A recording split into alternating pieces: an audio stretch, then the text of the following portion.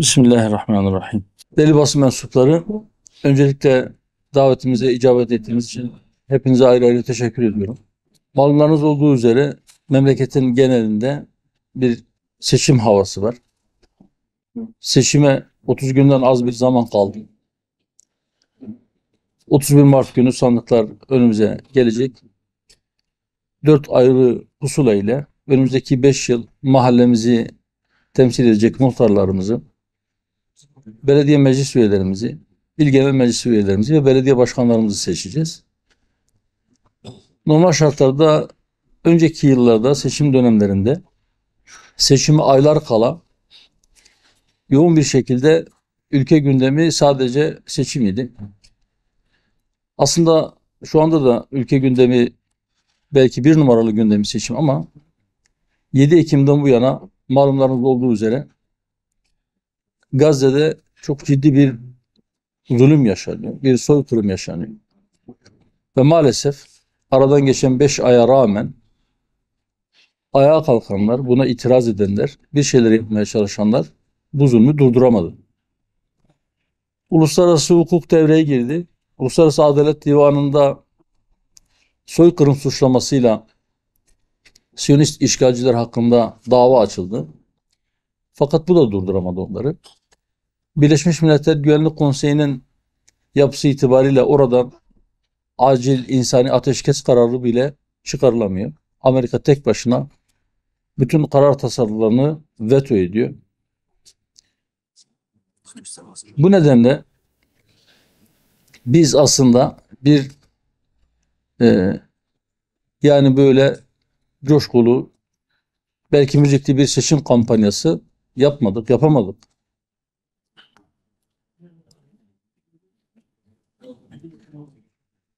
Eğer bu zulüm devam ederse bundan sonra da seçim gününe kadar da daha önceki dönemlerde alışıldık bir seçim kampanyası yapmak doğrusu bizim içimizden gelmiyor. Evet, seçim dolayısıyla memleket safhını dolaşıyoruz. Dün Antalya'daydık. Bugün de Isparta'dayız. Adaylarımızı çıkardık. Biz de vatandaşın desteğine talibiz ve önümüzdeki dönem için şehirlerin Hüdapar belediyeciliğiyle tanışması için çalışmalarımızı yapıyoruz. Lakin dediğim gibi Gazze'deki o soykırım, o vahşet devam ettiği müddetçe bizim işimizden şarkılı, türkülü, müzikli seçim kampanyaları yapmak gelmiyor. Zira orada sadece uçaklardan atılan tonluk bombalarla yıkılan enkazların altında insanlar can vermiyor. Uzunca bir süredir, birkaç haftadır insanlar açlıktan ölmeye başladı. Susuzluktan, ilaçsızlıktan insanlar ölüyor. Bu Aksa Tufanı ismiyle başlayan 7 Ekim operasyonundan sonra aslında bazı uluslararası ilişkiler uzmanları, hocalarının da dediği gibi gerçekte uluslararası hukuk diye bir şeyin olmadığı gerçeği de açığa çıktı. Ve aynı zamanda Filistin'i, Mescid-i Aksa'yı, Gazze'yi kendisine dert edinen insanların zaaflarının ne olduğu da ortaya çıktı. 2 milyarlık İslam alemi 2 milyonluk Gazze'ye yeterince sahip çıkamadı, onları doyuramadı. Oradan feryatlar yükseliyor. Biz sizden gelip bizim adımıza burada savaşmanızı istemiyoruz. Sizden silah veya cephane yardımı da istemiyoruz. Ama buradaki savunmasız kadınlara ve çocuklara su ve ekmek de mi gönderemiyorsunuz? İlaçsızlıktan kıvranan, basit hastalıklardan dolayı can veren kardeşlerinize ilaç da mı gönderemiyorsunuz? Orada temiz su yokluğundan dolayı salgın hastalıklar baş gösteriyor. Orada hala enkazların altında binlerce insan cesetleri duruyor. Aylardır orada duruyor. Orada gıdaya erişim mümkün değil ve malumlarınız olduğu üzere birkaç gün önce oraya giden bir yardım konvoyunu haber alan Gazze'liler belki birkaç kilo un alabilmek için, belki çocuklarını doyurabilecek birkaç lokma yiyecek alabilmek için oraya yığılınca üzerlerine ateş açılmak suretiyle yüzden fazla kardeşimizi, yüzden fazla mazlumu, masumu katlettiler ve yüzlercesini de yaraladılar. Ve bütün dünyanın gözünün içine bakarak yine yalan söylediler. Ve dediler ki orada yardım dağıtım esnasında bir izdiham oluştu ve bu izdihamdan dolayı bazı insanlar yaralandı. Biz şunu söylüyoruz.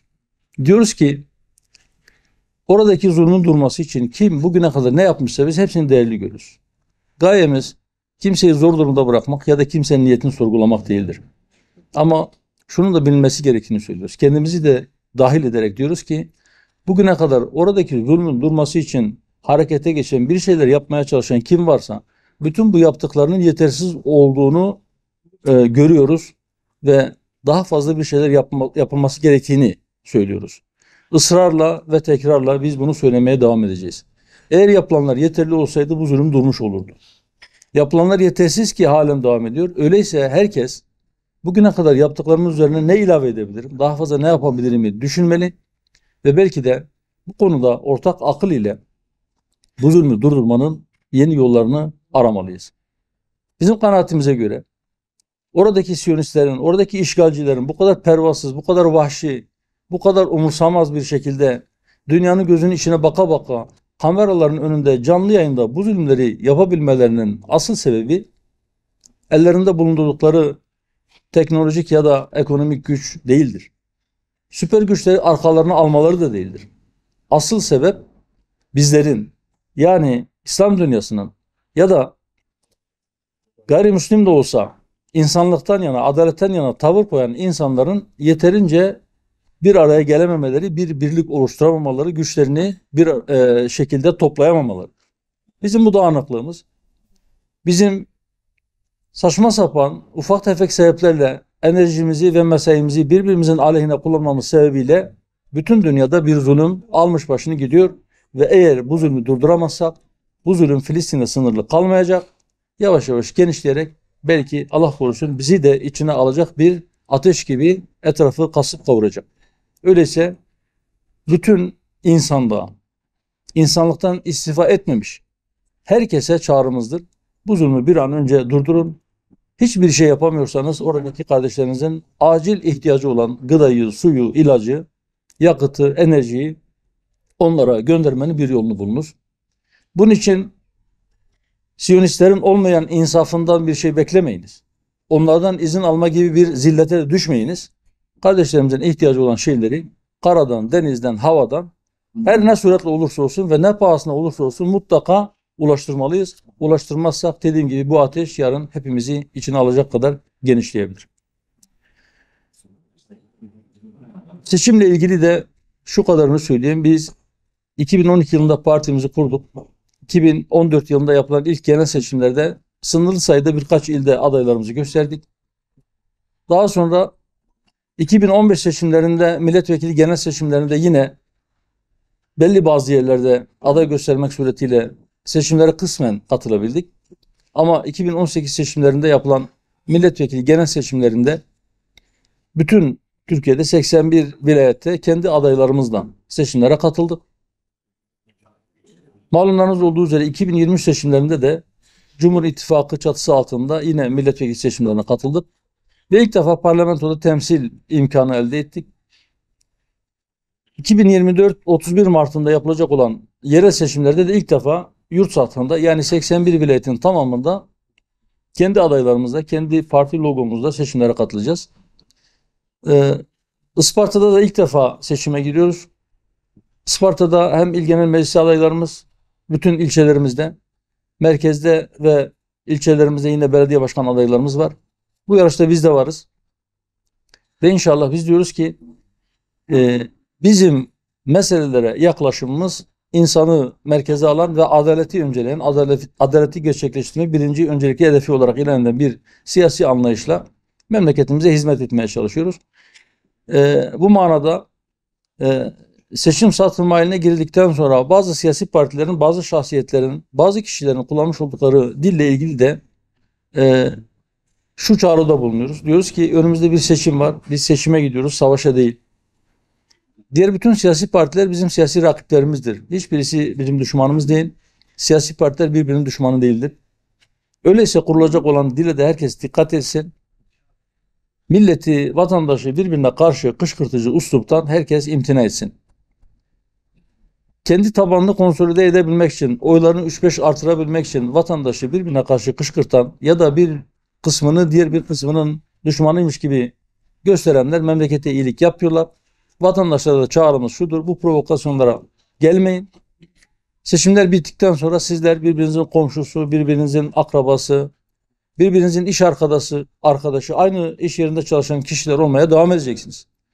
Belki şehir içinde aynı toplu taşım aracını kullanacaksınız. Belki aynı okulda öğrenci olacaksınız. Belki aynı iş yerinde iş arkadaşı olarak hayatınıza devam edeceksiniz. Dolayısıyla bu provokasyonlara vatandaşlarımızın gelmemesini, bunun bir seçim olduğunu, daha önce de seçimler yapıldığını, seçimden sonra da kim kazanırsa kazansın hayatın devam edeceğini buradan bir kez daha hatırlatıyoruz. Ve seçim sonuçlarını şimdiden memleketimize, milletimize hayırlar getirmesini diliyoruz. Elbette mümkündür ki aynı şehir içerisinde farklı mahallelerde farklı siyasi düşüncedeki muhtarlar seçilsin. Aynı ilin farklı ilçelerini farklı siyasi düşüncedeki belediye başkanları yönetsin. Bu daha önce olmuştur. Bundan sonra da olmaya devam edecektir. Ama hepimizin ortak paydası vardır. Hepimiz ortak bir vatanda yaşıyoruz. Bu memleket hepimizin, bu millet hepimizin ve bizler birbirimizin akrabası, birbirimizin hemşerisi, birbirimizin komşusuyuz. Böyle olmaya da devam edecek. Bu nedenle dediğim gibi seçim havasında götürelim ve başımızdaki büyük musibetin, Siyonist belanın bizim kapımızı çalmasından önce tedbirimizi almalıyız. Dediğim gibi o belanın en büyük sebeplerinden bir tanesi bizim birbirimize düşmemizdir. Birbirimize düşmek için yeni sebepler oluşturmayalım diye çağrıda bulunuyoruz. Hepinize ilginiz için teşekkür ediyorum.